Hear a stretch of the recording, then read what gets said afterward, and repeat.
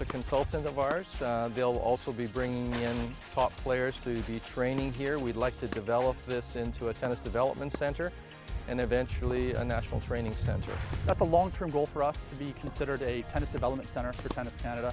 That just means we are producing local players. Bear Mountain is open not only to top players but also to the recreational player. It's open to people who come and stay at the resort, the general public, and joining here as a member. So here on Vancouver Island, definitely take the trek up to Bear Mountain and check out what will be Canada's largest indoor-outdoor red clay court facility.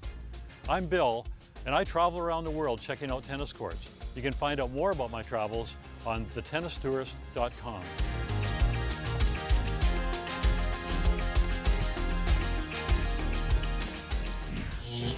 Well, that wraps it up for another episode of VI Sports. We'd like to thank Baseball Canada and the Victoria Mavericks for hosting an amazing event. I'm Mark Robertson, and we will see you next time.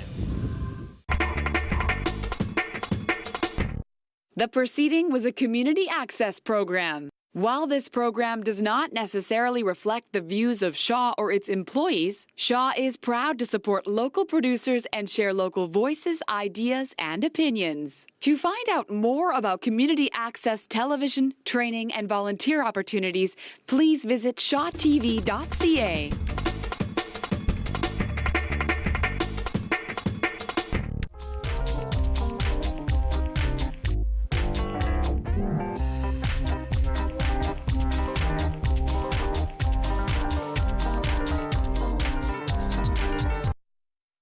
Public Affairs presentation. At the recent BC Budget Update media lockup, Carole James could not contain herself with her happiness at being there after 16 long years in the NDP wilderness with the BC Liberals in power. I'm sure there will be a lot of bad days as Finance Minister, a lot of difficult decisions, but it was kind of fun to watch someone enjoying themselves in politics after a long wait.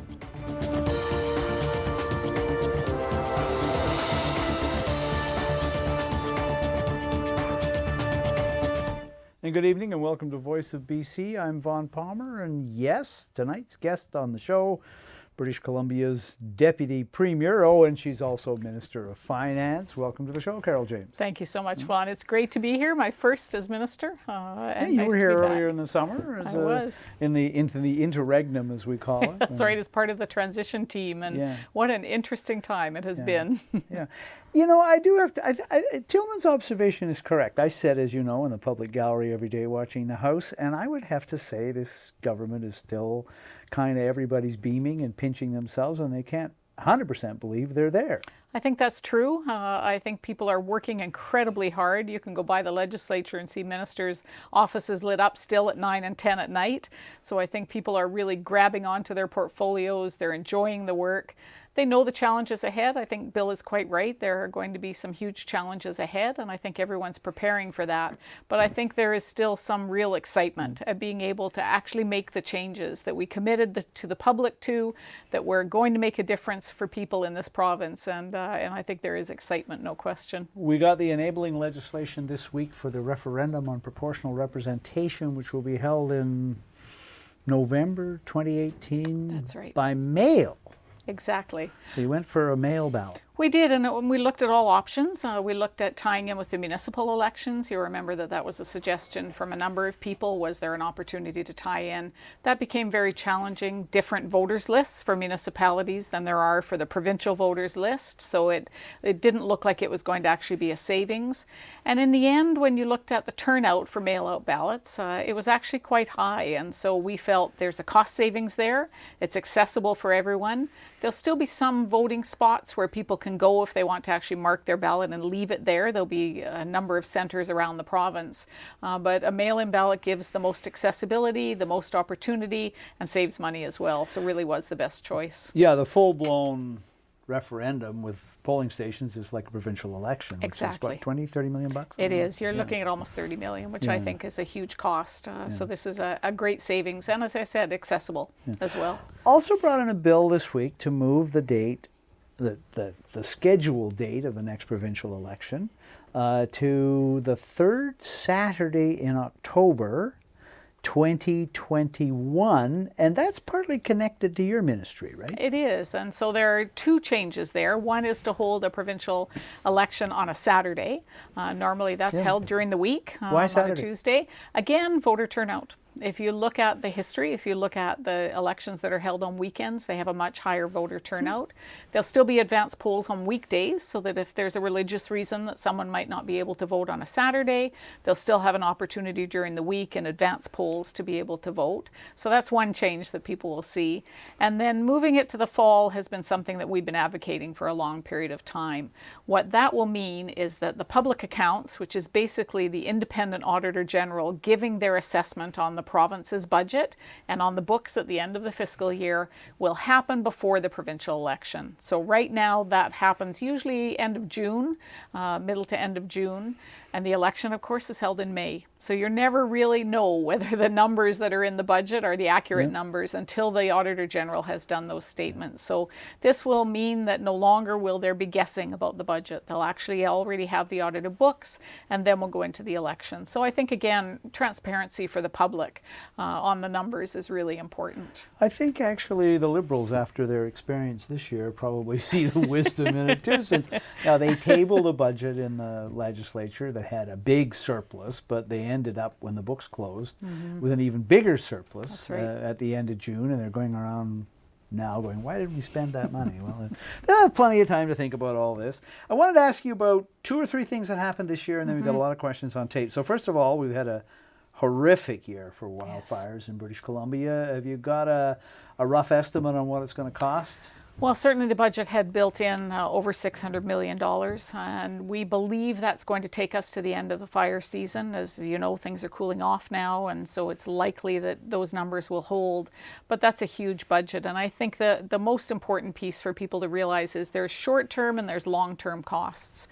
The short term certainly are dealing with the fires themselves, making sure the resources were there, and that's really what that $600 million will cover. A little bit of the support money for people who had to be evacuated. The long-term impact is something that we're still going to have to assess. There are ranching communities that are hugely impacted. There are forest companies that are going to be impacted, and workers who will be impacted by the loss of fiber from those fires. Tourism businesses who really lost a whole season, many of them. There were some that, in fact, that we've talked to that were still open, but people heard about the fires, they heard about the smoke, they decided to cancel their vacations. So I think there's a longer term impact that will have to be built into the February budget to provide support to those communities. Justine Hunter of the Globe and Mail was on the show here. She said the amount of timber burned was equal to the annual cut for the entire province in 1 year. It's extraordinary. And, you know, granted, some of that was pine beetle and wood that may not have been as salvageable as other wood, but that still has a huge impact on the industry. And so at a time when we're already seeing an impact because of the softwood dispute, it's a tough time for the forest industry. And so that has an impact on the larger economy as well. So that's something, as I said, that we're certainly going to have to take a look at in future years in the budget.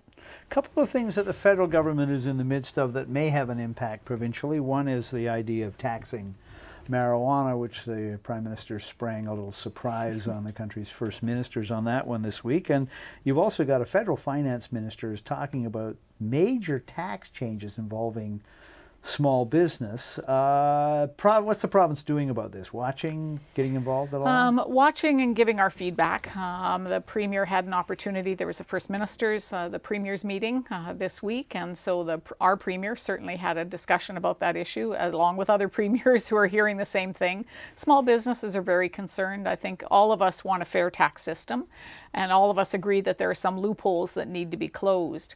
But unintended consequences is really the concern that I'm hearing about. Family-owned businesses that pass the business on to children or to family members may get caught up in this tax change when it isn't intended to catch those people.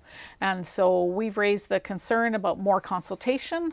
We've done that through our channels, through the finance ministers and the Premier and the Prime Minister. And we're waiting. I'm feeling very positive. I saw that the finance minister came out, the federal finance minister came out this week to say that he expects that there will be changes. The consultation process has now ended, and he expects that there will be changes. So I think they certainly have been hearing the concerns that we've been hearing all across the country, and I'm feeling very positive about and hopeful about the fact that they'll take that into account. Yeah, I would say the one consistent thing about all the governments I've covered and all the opposition parties I've covered is they all have a good word to say about small business. It's families, it's creation. A lot of the jobs in the country are created by small business. And it's amazing to me. I can't think of a time, I hear what you're saying, that the national government's now saying they're going to change, but I can't think of a time when I've had a government that was this at odds with small business. And it really is extraordinary to see how quickly the businesses have mobilized. Medical doctors as well have raised concerns about the fact that it'll impact their practices, and we certainly don't need to do anything to create more of a doctor shortage than is already there. And small businesses, I think the other important piece for small businesses is to recognize the challenges that they face. Many small business owners are getting near retirement age.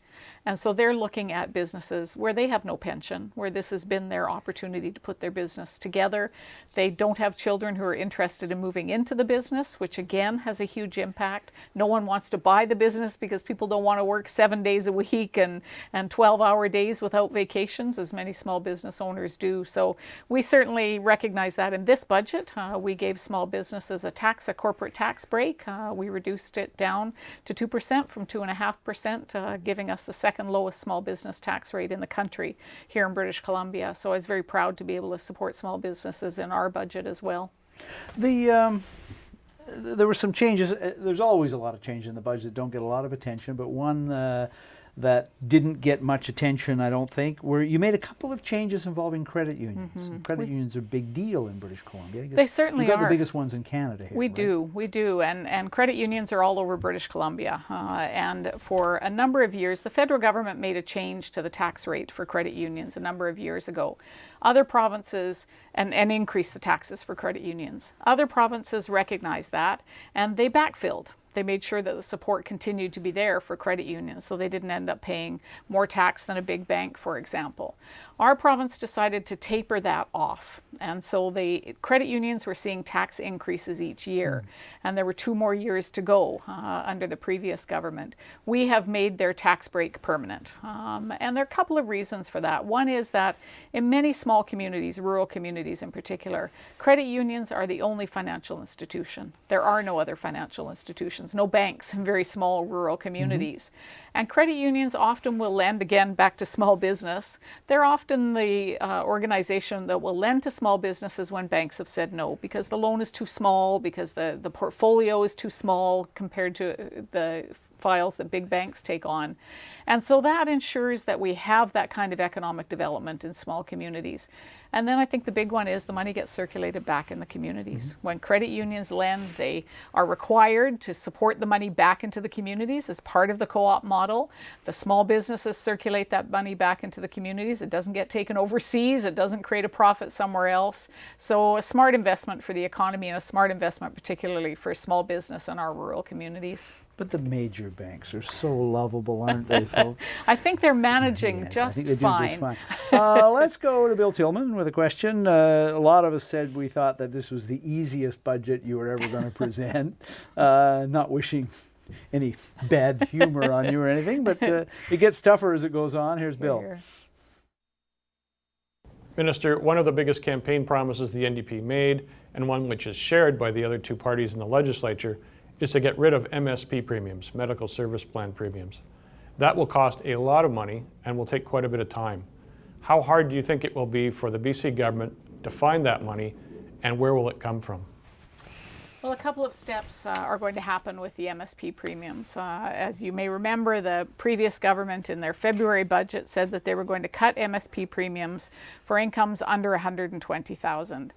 When we got in and took a look at their proposal, it was basically unworkable. It would have required businesses to take on administering the income testing that would need to be done. It would require families to share all of their income information with their employers because it's based on a family income. So we said across the board, we're going to get rid of MSP premiums by 50% for everyone in our province, because our intent is to eliminate them in 4 years. So Bill raised the issue of timing. It will take time, there's no question about it. And we're also going to put together a panel of experts, and you'll hear about that in probably the next month.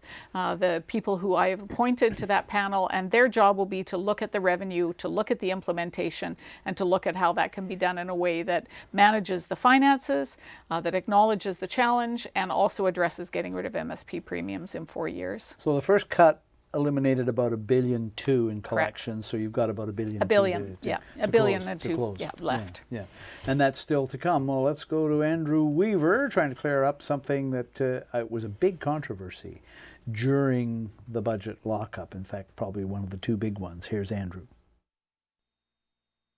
Carole, there's been a lot of confusion out there about the childcare plan. People have claimed it's not in the present budget. Perhaps you could explain the importance of universal childcare and the timeline over which this is going to be brought in to the BC legislature. So the promise was $10 a day child care, and there was supposed to be a $175 million injection in the first budget. That didn't happen. That's right. And there are a number of things that, because of the delaying becoming government, we lost 2 entire months of July and August when you normally be building a budget. So there are a number of programs and services that, as we said, aren't going to be implemented in the timelines that would have been expected if it had been a usual kind of election in British Columbia, which it wasn't. The childcare plan is a 10-year plan. The $10 a day plan is a 10-year plan. What we are working on right now is what that implementation looks like. So we started off in this budget. We in fact did make a key investment in this budget in childcare spaces, because if you're going to make sure that childcare is available for families, accessible, you need to increase the number of spaces. So we've made a major investment in childcare spaces in this budget in September. Coming in February, you'll start seeing the implementation steps. And so I think Andrew mentioned it. Quality, affordable, accessible are the 3 key principles. That's what we agreed to with the Green Party when we were in our negotiations. I was part of those negotiations. We've agreed on those principles, and now what we're working on is how do we get there? How do we implement that? Where do we start? Do you start with an age category? Do you start with an income category and make sure that you reduce it for people below a certain income? A number of different kinds of models. So our Minister of State for Childcare, Katrina Chen, is out there right now doing great consultation work. I've heard she's met with municipalities, obviously, at the Union of BC Municipalities. She's meeting with the Green Caucus. She's meeting with childcare advocates, experts in the field, and I'm certain we'll come up with a very good plan that is manageable, that is fiscally responsible, but most importantly, that addresses the real challenges of affordability for families, but also the importance of investing in childcare for businesses and for retention and retainment of employees. It's one of the big issues I hear from employees. Housing is the first. Childcare is often the second, that if we're able to put those resources into childcare, we'll get more women back in the workforce. British Columbia has a low number when it comes to women's participation in the workforce, because it still tends to be women who stay home with the children. And if they're able to access quality childcare, you have employees who are happier, you have more productivity at work. It's good for employers and good for the economy as well. So a double bonus on childcare. The other thing that a lot of people noticed missing from the budget that they thought was going to be there, question about that. Here's Michael Prince. My question's about the renter's rebate. This was a major platform promise that certainly helped you win seats in Greater Vancouver. Why wasn't it in the budget update when so many people were looking forward to it as one of your top promises? Well, again, as I mentioned, there are a number of pieces that we need to make sure that we're doing right. And I think that's the real challenge in the short period of time we had coming into September. Obviously, the impact of the forest fires had an impact on the budget. When you're looking at an additional $600 million that had to go into the forest budget, that has a big impact on the economy and on the bottom line that you have to be able to afford programs. So you will see a comprehensive housing strategy. And there are a number of housing pieces. Michael Prince mentioned the issue of the renter's rebate. There are also issues around taxation and what kinds of tax measures we might look at to deal with the challenges of the lack of affordable housing.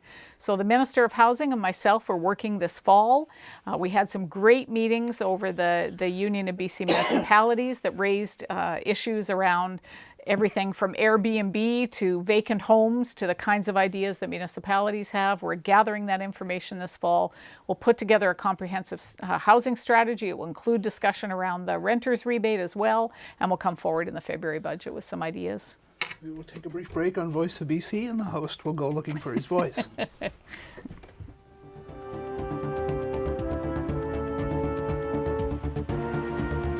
Well, our main concern with this new budget, with this new BC government, is that they're increasing carbon taxes. And that means that every British Columbian, whether you're driving your car, heating your home, or running your business, will be paying more taxes. Doesn't matter if they call it a carbon tax or what kind of tax they call it, they're going to be paying more taxes.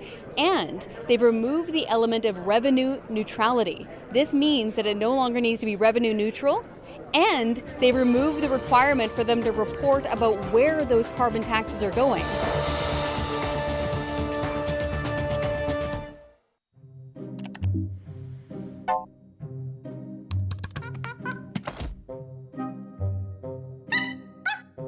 You don't need a media monkey to make healthy choices. Think for yourself. There are more ways to connect with us at Voice of BC. Email us at vobc@shaw.ca. Follow us on Twitter at Voice of BC.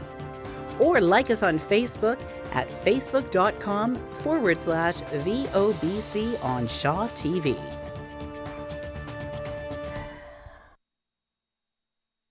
For years now, we've heard NDP critics say that the Liberals didn't really balance any budgets because they had a lot of capital spending and the net debt of the province was increasing even when there was an operating surplus. Well, now we have an NDP budget with a slim surplus of $200 million plus and yet a borrowing plan of more than $14 billion over 3 years, primarily for capital expenses. It seems like the NDP thought the Liberals were on the right track all along, and it seems like now they're in government, they're okay with capital debt.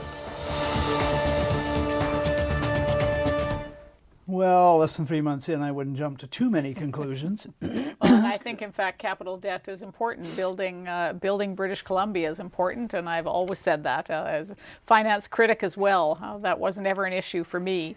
I think where it becomes a concern are places like BC Hydro and ICBC. That's really where I have grave concerns about the kind of lack of fiscal management that was done, the debt that both those organizations carried, the challenges that they're facing fiscally. That's a real issue for us. So although there was a surplus, a large surplus that we inherited that went to pay down the operating debt, I think it's always important to remind people that, in fact, we didn't receive that surplus when we came in to spend on programs and services. It goes, because of the balanced budget legislation, to pay down the operating debt. I think it's important to note that, in fact, there was a one-time payment of income tax adjustment from the federal government as part of that, $800 million plus, that we will not count on, that you can't continue on. And then the real challenges we're going to face at ICBC and BC Hydro continue to be a real worry for government and a real risk to the fiscal plan.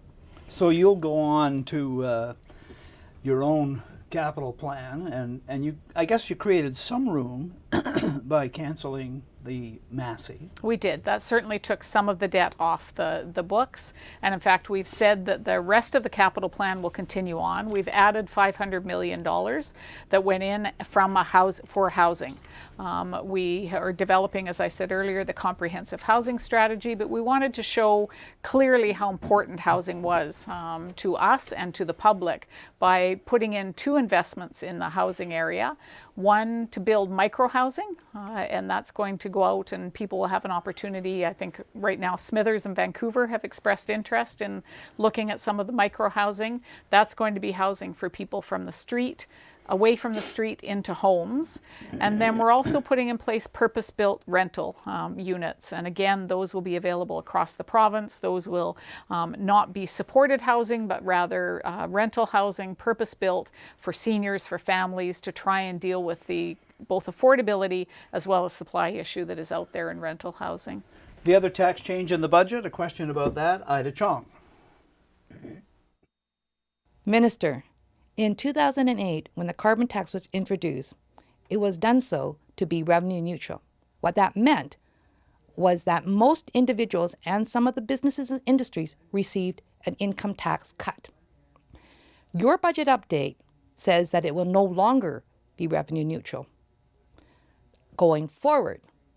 But what about what we've received in the past? Will you claw back our income tax cut?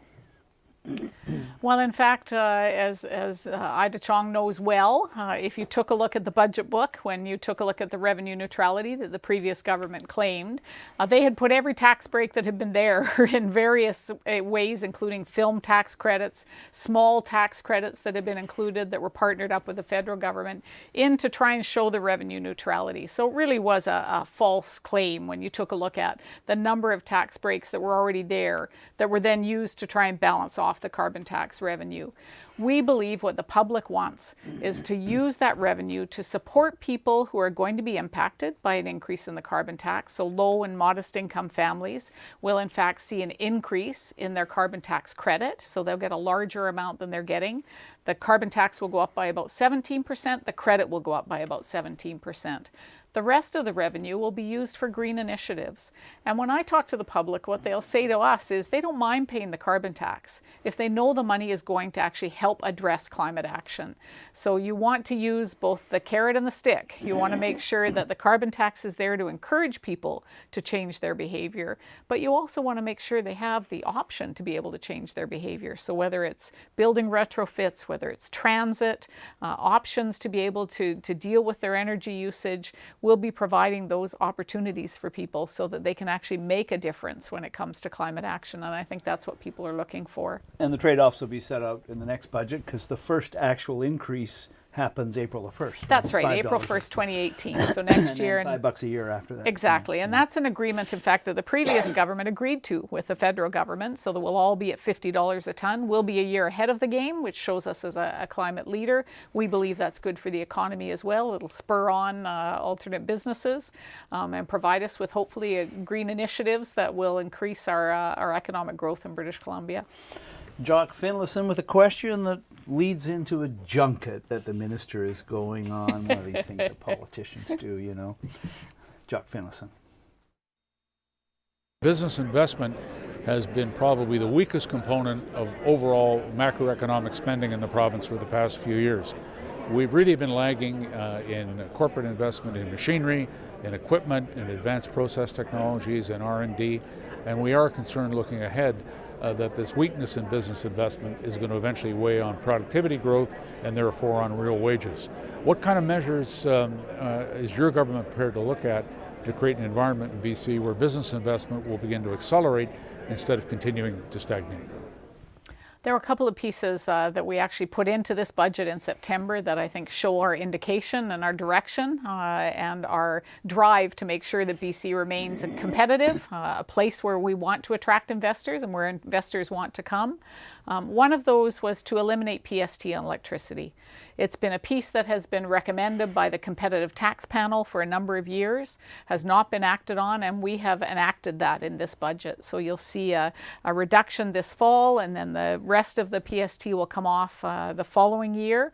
That will help businesses. It'll give them an opportunity to transition to clean energy and hopefully have some of the capital, as Jock has mentioned. He's been a good advocate for looking at how we increase our productivity and increase business investment in British Columbia. So I think the PST difference is an important one and one that we have moved on immediately.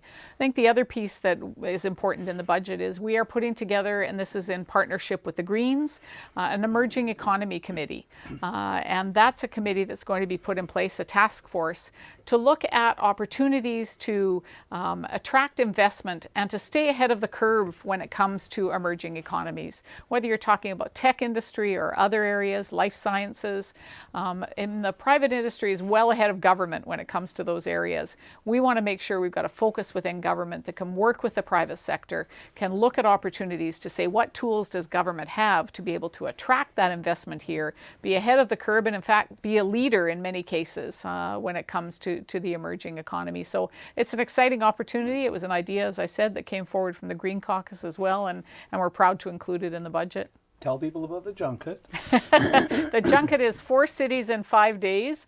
I think we arrive in the evening, we get a reception, we do a breakfast and a speech the next morning and head off to the next city. So and it's all credit rating agencies. And it's all credit rating agencies. Like exactly. So it's an opportunity to talk about how proud I am to be the finance minister and how proud I am of British Columbia.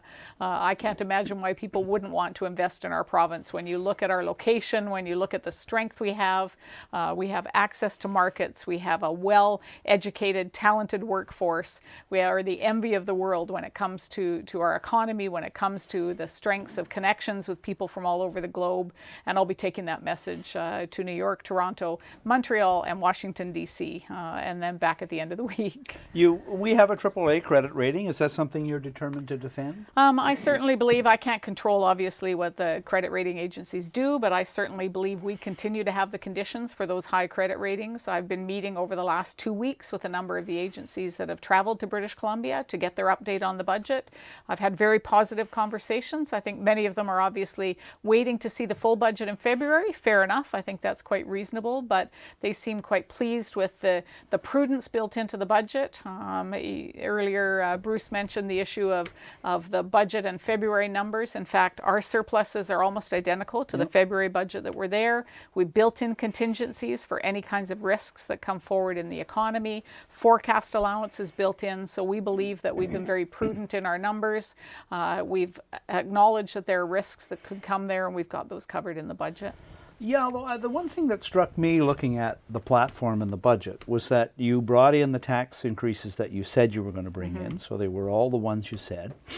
And you covered off about half of the promises you made. So you did half of the MSP phase out. You've got the other half. You didn't really get very far into funding $10 childcare. There's a bunch of other promises you made you haven't funded. So you've already used up all the taxes you said you were going to bring in. You still got about half your promises. So what do? Do you raise more taxes? I think the important piece to note, and I'll come back to childcare and housing because those are the best examples, both of those are 10-year plans. So when people take a look at housing and say, oh, how on earth are you going to afford the housing? I think 2 things are important. One is that it's a 10-year plan. And the second is the government isn't going to build all of this housing. These are going to be partnerships with municipalities, with the private sector, with not-for-profit societies, where we can actually partner up together, where government's putting in a portion, but you've actually got a partnership with other agencies and organizations. Something like childcare, implemented over 10 years, will actually continue to see economic growth coming from that childcare program. So as you're seeing the economy grow, as the dollars are available, you'll see those programs and services implemented. So spread out over a time period, affordability is important, and we're going to continue to take a look at that. We also believe that the MSP panel will take a look at where revenue could be found as well.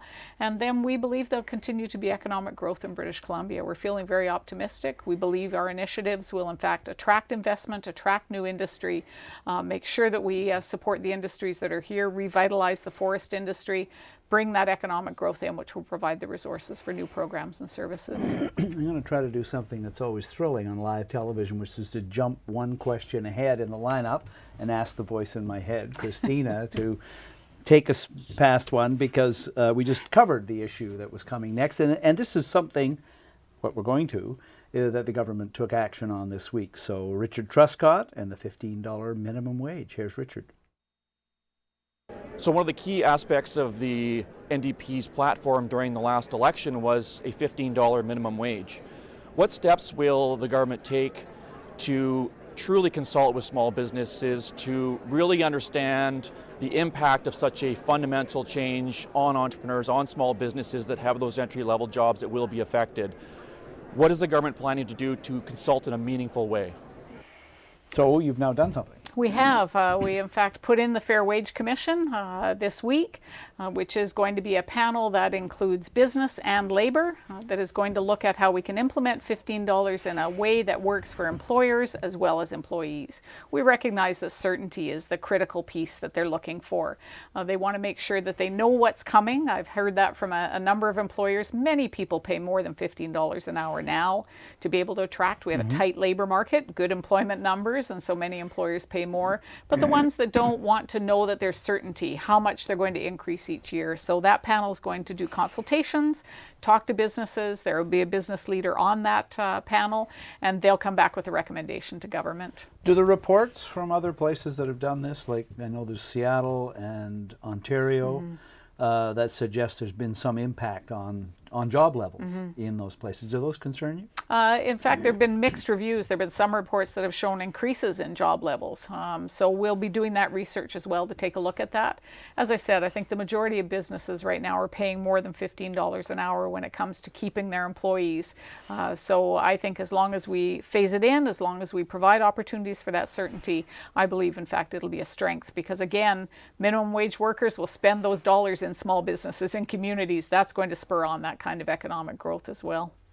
When you've been out of power for 16 years, you tend to get a pretty long list of stuff you plan to deal with. And of course, everyone wants you to do it right away. So here, with a question about when are you going to do it, is one of the regulars. Tapes questions for our show, Troy Sebastian. Here he is. Severance payments over the transition of government have obviously been in the news recently. I'm wondering what you think should be done to ensure that we don't see severance payments in the future going to deputy ministers and political staff. They're in six figures in many cases, upwards of $500,000 in a couple of those situations. Specifically, when you look at the transitional allowance for MLAs who quit or are defeated in an election, they get it for up to 15 months or until they're employed, whatever comes first. What do you think would be an appropriate way to address the severance issue in BC? Well, I don't think anyone's going to ever win points looking at severance for politicians or looking at severance for political appointees. But there are labor laws in British Columbia. There are labor laws that recognize that when someone has a contract and there is a change in their employment and their position is eliminated, that they are given severance. And that's a fair process, and that's the process that we followed. You will have seen in our transition, in fact, we did not do a full sweep of all of the deputies, for example, in government. We in fact, had fewer deputies leave than you've seen in previous government changes. We had a very thorough process that interviewed all of the deputies with our deputy minister to the Premier, Don Wright. So I'm very proud of the process we went through. As well for political staff. You always expect the political staff to change when governments change. That hasn't happened in BC for 16 years, so I understand people being concerned about the resources. That is something that happens with every government. I think where there are questions are around agencies and boards, where there may be renewals that happen right before an election, where you see a contract renewed for right before an election for a longer period of time that then has to be looked at as a payout. I think there's some legitimate questions raised there, but again, I think there are labor laws in place, there are processes in place, and I think it makes good sense. Yeah, I would say I've seen battles around this in the past where a government that shall remain nameless or a minister who shall remain nameless said, by God, we're not paying that. Yeah. And the court said, oh, yes, you are. And in fact, you spend more money fighting it than you do to follow good labor practice that's there. And as long as you've got a good process in place and there's a fair opportunity for people who want to contribute, then I think it's quite reasonable to look at those kinds of payments. And I promised this question from Troy and jump one ahead. Here we go. Let's let him ask it. Carole, as a member of the Tanaka Nation, there's only one question at top of mind when it comes to your government. When will the NDP cancel the Jumbo Glacier Resort municipality and end this debacle once and for all? We'll skip the executive summary of this one. Ask, is it on the agenda? It's a long piece, and I can imagine it's on the agenda. I think we've had a few issues to deal with going into Union of BC Municipalities. Our housing minister is also the municipal affairs minister, is also the Translate minister, so I think she's kind of had her hands full. But I can tell Troy, I'm certain that if he doesn't get a call from the MLA for the area, Michelle Mungel, who's been very vocal on this, I'm certain the minister will be dealing with this issue as well. Take a brief break on Voice of BC. Come back. We have much more ground to cover. Stay with us. So I think it was the next.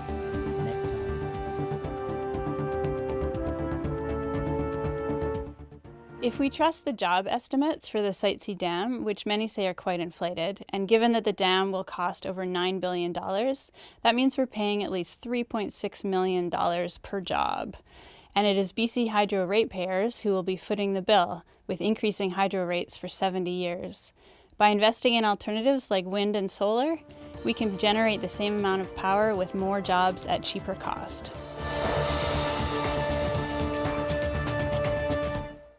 You fill up my senses, come fill me again.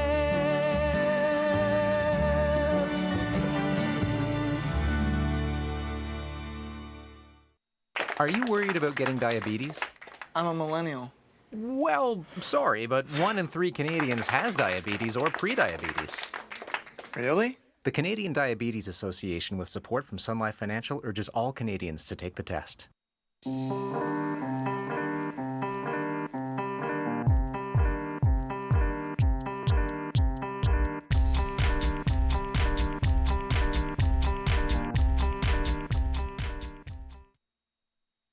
In less than a year, the BC government will become the province's biggest dope dealer.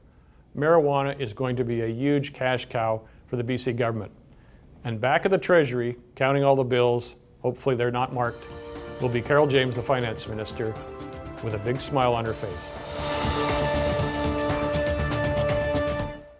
So since Tillman brought it up, clear this up. Is it really a big cash windfall for government, or is it as much a headache as it is a source of revenue legalization? I think it's going to be a challenge. I certainly think there'll be revenue coming in, but I think there are a lot of costs and a lot of issues that still have to be addressed. And I think any government that simply looks at it as a cash grab is not going to be successful in getting rid of organized crime, in making sure that children remain safe when it comes to the use of cannabis with all the education programs needed, in making sure there's a very strict regulatory regime.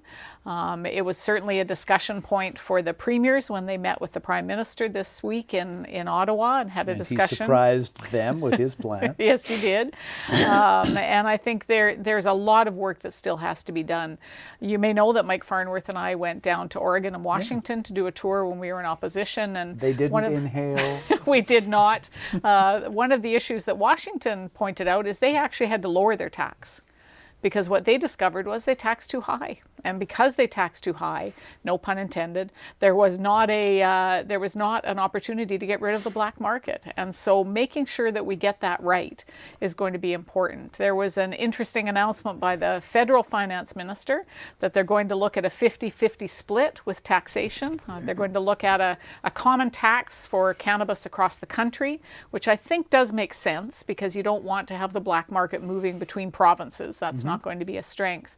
But I think there are real concerns about the 50-50 split when the provinces are going to be the ones taking on all of the issues of storefronts or liquor stores or drugstores or whatever their point of sale is going to be, the bylaws necessary for that, the policing costs, all of that sits with the provinces. So I think there'll be some vigorous debates at the next finance ministers meeting about whether that formula really works or whether it needs to be adjusted to recognize the load that the provinces are going to take on in addressing this piece.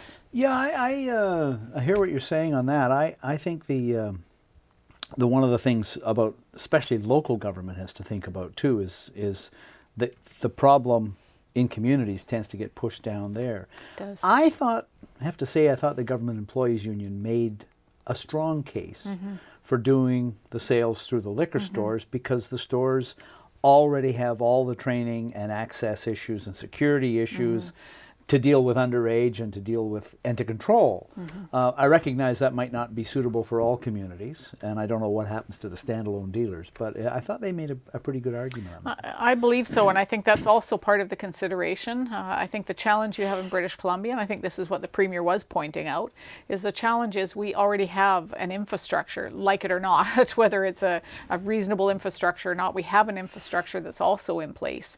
And so you have to look at that consideration. So there is a consultation process going on right now. If people want to have an opinion around where the sale happens, what the age will be, what kind of bylaws should be in place, they can go online, they can address those issues. They have until November 1st through the Solicitor General's ministry to give their feedback. We've had a huge number of people already put in their information and their ideas, and so I'd encourage people to go online, to make sure you look at the BC consultation process and give their feedback, because this is a very important issue. We want to get it right. We want to make sure that organized crime is out of the business.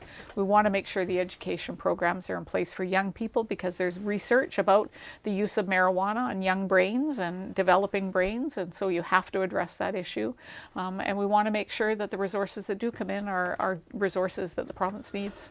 You have mentioned tonight a lot of consultations that the government is doing, and I think for a new government that's a good thing to be doing. One consultation, however, one review that you promised before the election a number of times that you didn't do, was sending the issue of taxpayer financing of political parties to an independent review headed by the Chief Electoral Officer of the province. I've lost track of how many times you guys promised that that's what was going to happen. You broke the promise. You're going to direct taxpayer funding of political parties. Why the change? Well, this was a review that the Attorney General took on. This was something that we wanted to make sure was introduced in the first legislative session, because it's been such a big issue for the public. Getting big money out of politics has been on the agenda. It was certainly one of the first bills when I was elected in 2005 that I actually introduced in the legislature, was banning big money, union and corporate donations. So this was a piece that we made a commitment in getting this legislation in. So in the review that the Attorney General did, they looked at all of the options. They looked at increasing the amount of contributions that could be looked at by individuals. They looked at transition, what the best way to do transition was, and in the end came forward with a recommendation, as you've said, that talks about a transitional funding allowance, as many other provinces have done, and in fact many other jurisdictions have put in place permanent funding for political parties. We're putting in place a transition allowance for 5 years. It will then be up to a committee of the legislature to either make a change to that to continue it on, or it will end. And we believe, because we've got one of the lowest, in fact I think it's the second lowest across the country, a donation limit of $1,200 a year for individuals to to either a range of political parties, but $1,200 as a total that they can give, that putting a transition allowance in place makes sense to be able to make sure that we get big money out of politics. And I think it's important to note that there's already public money that goes to donations. When you look at tax breaks for corporations and large donations, those are public dollars that are spent now. So we believe that it's a way to be able to make that transition happen, to get the bill moving ahead. And I'm really pleased that it was finally introduced in the legislature. Andrew McLeod of the Tyee with a question for the Finance Minister. Last year, the BC Liberal government put in a program where first-time homebuyers were given grants to help them afford a down payment. Some observers have suggested that those programs are a bigger help to developers and the real estate industry than they are to the actual buyers.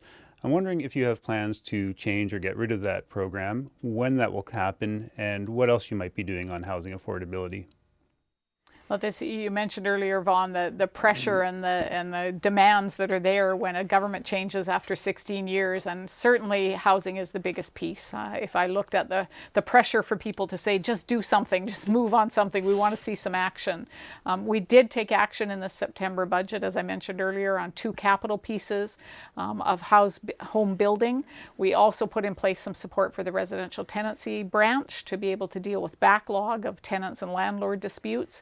And then the third piece that we're looking at now over the fall will be all of the examples, including Andrew's example of the first-time home buyers mortgage program, to be looked at to put a comprehensive plan together to start implementing in February. So this program will be part of that review, along with all the other tax measures that people have suggested, everything from Airbnb to a speculation tax to closing loopholes. That's part of my mandate as a finance minister, is to close tax loopholes, to look at tax evasion and to be able to address it. So we're doing that comprehensive review, because one of the things we've learned from the previous government, simply looking at a piecemeal approach, just put the foreign buyers tax in place, is it appeared to have an impact in the first few months, and then housing prices went right back up. The sales went right back up.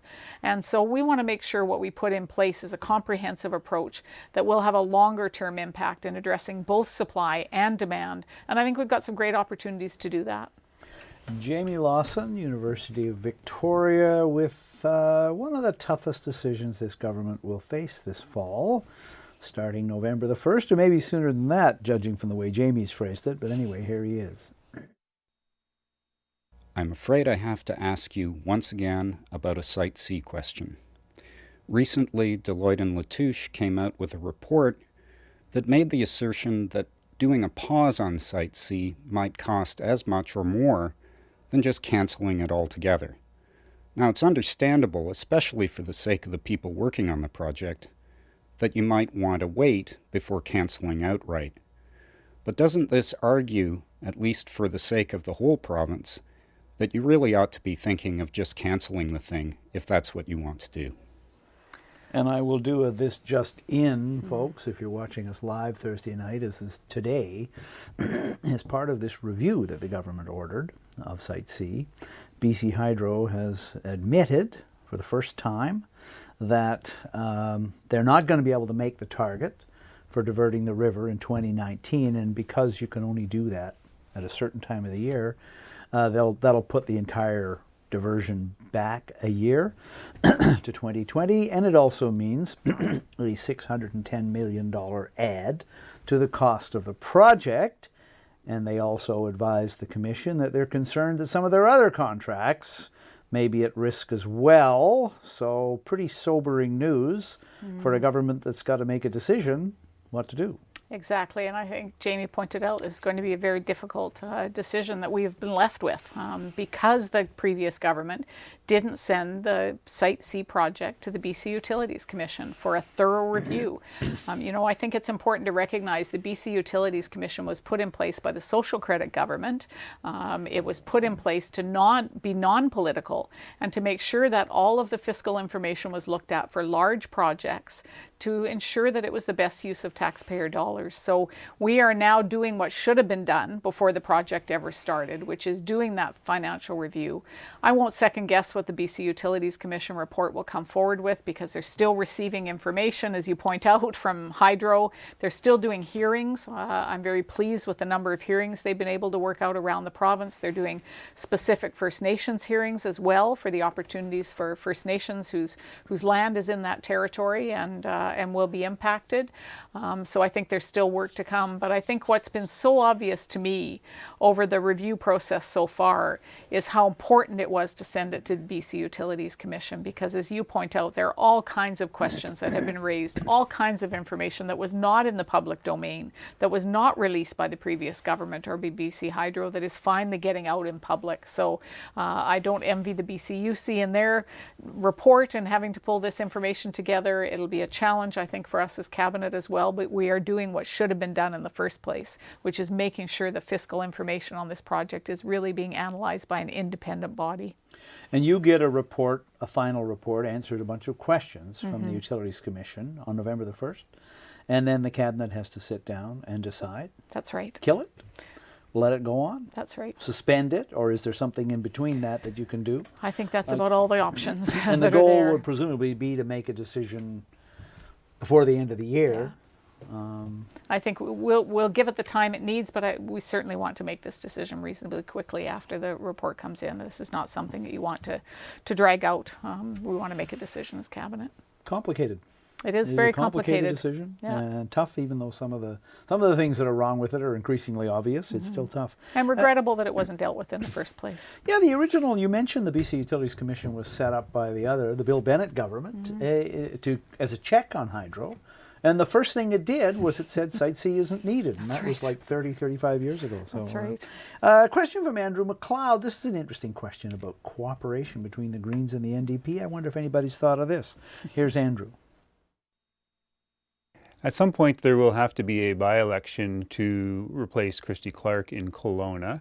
I'm wondering if you see potential for the Greens and the NDP to work together on that, perhaps by nominating the same candidate or one party sitting it out. We haven't had those conversations, and in fact, any of the conversations, I think it's an interesting point around a minority government versus a coalition government. Yes. That we are a minority government in partnership with the Greens around a very clear set of principles and values that we agreed to, that we have a signed agreement on. Not a coalition government where they're part of our cabinet or part of our government. I think our best bet to look at that kind of cooperation really is electoral reform. reform. I said that when I was leader as well, that it's pretty tough to make an agreement where one party won't run a candidate in a particular area and take away that opportunity for voters. I think if you move to a proportional representation style of electoral reform, then you're giving the opportunity for everyone's vote to count. You don't have to make deals, you don't have to make agreements where someone doesn't get a choice to vote for someone or another. You then will count up the number of votes, you'll count up the proportion of votes that individual parties got, and then you'll end up with a mixed legislature. So I'm a big supporter of looking at some kind of proportional representation and the opportunity for everyone's vote to count. I think the public is well ahead of the politicians on this issue, and I think they're ready to go. Caitlin Vernon with a question about green jobs. Here she is. This summer's devastating wildfires are the harsh reality that scientists warn we will need to expect more of given climate change. To stop making things worse, we need to keep oil and gas in the ground, improve our energy efficiency, and transition to renewable energy. Isn't it time to invest in good green jobs by shifting subsidies away from oil and gas and investing in alternatives? So as the revenue collector of the province, and I know we don't get anything like the amount of money out of the oil and gas sector that we used to, can we really afford to leave it in the ground? Well, I think, again, we're going to take a look at everything over the next while. I think there's still opportunities for natural gas in British Columbia. I think that still is an industry, if the price point changes, that we will see some investment in our province in. I think the companies that have made decisions have been very clear with us that their decisions were made based on price point, not based on an opportunity to invest in British Columbia. So I think that's still a piece in the future. But I think the important point here is looking at the new industries and looking at opportunities for renewables in our province. We are so ideally positioned when it comes to having fixed power with hydro that we are a place that should be burgeoning, should have huge numbers of industries when it comes to renewables, because that intermittent power that's there matches nicely with our fixed power with hydro. We could be a real leader in the world, and so that's certainly my hope, is that you'll see those renewables. We've talked about building retrofits that could help spur on some of the renewable industries here in British Columbia, and I think there are all kinds of opportunities. I know the Minister of Energy will be looking at that. I know the Minister of the Environment will be doing some work there, and I think the emerging economy piece from the Jobs Ministry will also be looking at that issue. Ida Chong again. This is another promise. It's coming at some point, probably sooner than we think. Here's Ida. Minister, the NDP are bringing forward a poverty reduction plan, and many believe that is a very good initiative. I understand currently 1 in 5 children are living in poverty. Do you accept that as the baseline, or are you planning to change the baseline so that when you eventually report out and measure success, you will have better results? Well, I have to acknowledge the irony of Ida Chong, who was part of a government that never brought in a poverty reduction plan in BC, the only province that in fact does not have a poverty reduction plan. So I was so proud to include the start of that plan in our budget, to include the planning resources there. I think we could get into all kinds of debates. There have been debates, and in fact the previous government used them to try and show that there weren't as high numbers as there were. I think the reality is we have too many families and too many children living in poverty, and we need to address that in British Columbia. So that work has started through the Minister, Shane Simpson. He'll be putting together again a group of people to be able to start that work. We gave an indication about how important this was as our first act as Cabinet to increase income assistance rates and disability rates by $100 a month. Not going to solve the issue of poverty, but an important statement after 10 years of no increases to say that that was our first act. Again, was a really proud moment for our government to be able to start making a difference. We've also brought back the disabilities bus pass, which again is an indication about how important this issue is. So the poverty reduction plan will be long term. We're not going to eliminate poverty overnight. We're going to get started, and again we're going to make sure that this is something that works across ministries. This is something that communities will be involved in, municipalities will be involved in. How do we improve quality of life? How do we address the poverty issues? Good for families obviously, but good for our economy as well. You mentioned the disabled bus pass that your government dealt with. So we get this announcement from Shane Simpson. $23 million for the first 3 months of next year, and then it's $70 million a year after that. And we're listening to this. This is something, taking this away, the controversy over that, I think, generated huge controversy for the government all through 2016. Talked to the Liberals privately. Oh, we launched it badly. We should do something about it, right? Did you, when you signed off on it as finance minister, I mean, I don't ever want to get to a point where we think that $70 million isn't an important amount of money, but at the same time, with the budget surpluses and all that, did you just sort of find yourself going, why the heck didn't they do this? Well, I find it extraordinary. I really do. I think of all the decisions taken by the previous government, I think this is the one, if you look at poor implementation, if you look at a ridiculous decision, I think this probably is close to the top of the list. I don't think anyone could understand why a government would take that opportunity away for individuals, and to make it worse by giving them some and then taking it away, clawing it back. So we have not clawed back any dollars. We're increasing income assistance, and we're providing the money on top of that for transportation. So it was a real, I think, one of the most despicable acts of the government to take that away from people with developmental disabilities, with physical disabilities, and leave them without the opportunity for their transportation, which often was their only chance to be able to get out, to be able to get into their community and be an active part of their community. Two others that you made. One of the first things that John Horgan announced was the adult education. That's right. Again, going back to making it free. And one that I think is about $1 million was the free college university education for kids who transition out of being in care. Exactly. Two very big pieces, and again, big economic pieces. If you look at adult basic education and English language learning, often for the ELL programs, those are immigrants who need business English to be able to get their skills. To put the free tuition in place, again, helps with employees, helps with people getting back into the workforce. Smart decision. We've also increased earnings exemptions for people on income assistance and disabilities. They'll again be able to earn another $200 a month, which gives them the opportunity to make connections in their community and increase their work as well. And on that note, we are out of time. Thank you so much, Carole James, for being on the show. Thank you so much, Vaughn. And thanks for watching Voice of BC, bringing the legislature, BC politics, and occasionally the host's voice into your living room. Good night.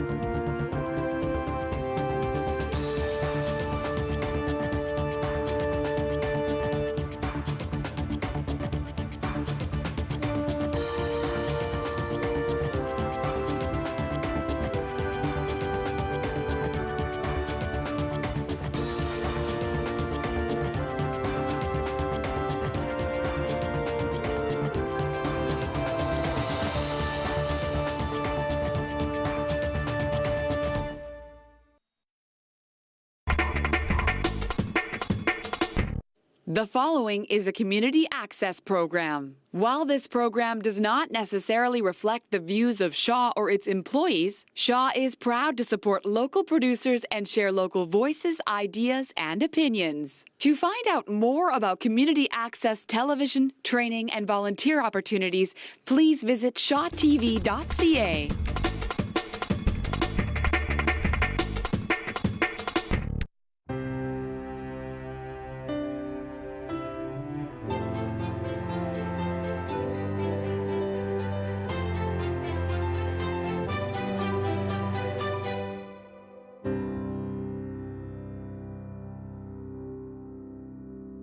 Greetings, my name is Guy Dauncey, and this is a show called Change the World, where I like to invite guests onto the show who share my passion